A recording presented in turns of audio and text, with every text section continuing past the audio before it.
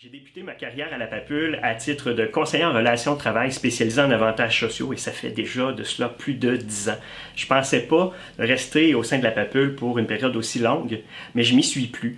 Donc l'administration des régimes de retraite, de l'assurance collective m'a permis de connaître un grand nombre de nos membres, puis ça a été un très grand plaisir.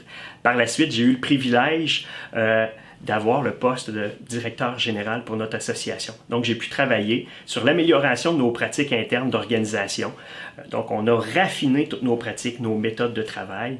On a pu également procéder à des embauches pour venir améliorer les services aux membres. Et ça, c'est un autre élément duquel j'ai été très fier de participer.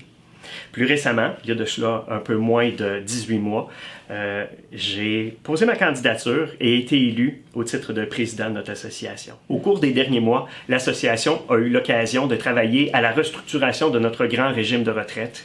Ça a donné des résultats absolument incroyables et surtout qu'on a mis à profit les compétences de nos membres pour arriver avec des solutions novatrices qui sont tout à fait différentes de ce qu'on retrouve ailleurs dans le marché et qui font en sorte que déjà aujourd'hui, on peut dire que la santé financière de notre régime de retraite prend du mieux et prend du mieux rapidement. Fait que ça, c'est encourageant.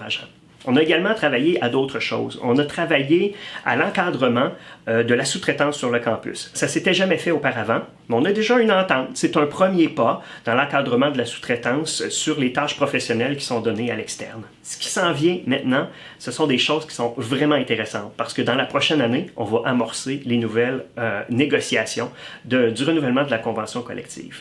Et on va procéder avec une méthode que je dirais, on va vraiment tenter de réinventer le modèle syndical qu'on utilisait auparavant. On va travailler avec une négociation basée sur les intérêts.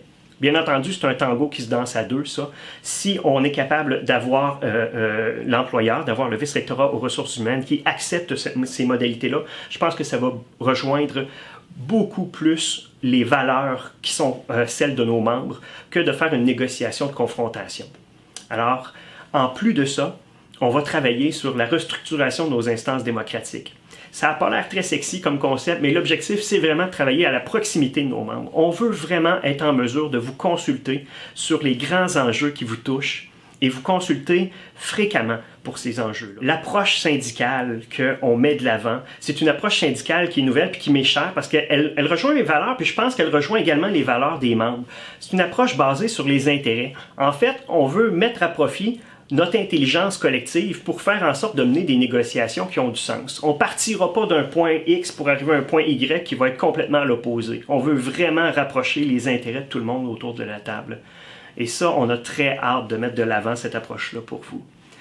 Aujourd'hui, on n'y est pas encore, malheureusement, dans nos relations de travail, mais sachez qu'on travaille très, très fort afin que ça se réalise. Un autre grand dossier qu'on aura l'occasion de travailler cette année, c'est la révision de nos structures démocratiques. Bon, c'est sûr que c'est pas le dossier qui va toucher nécessairement directement la poche des professionnels, mais c'est drôlement important parce qu'on veut vraiment travailler sur la proximité de nos instances administratives, nos instances démocratiques avec les membres. Et ça va mener à des modifications très importantes de la façon qu'on va travailler ici et on va travailler beaucoup plus en consultation avec vous dans le futur grâce à ça. En 2018, la PAPUL, c'est près de 1100 membres professionnels partout sur le campus et ailleurs également dans la région de Montréal, dans la forêt Montmorency et partout en province.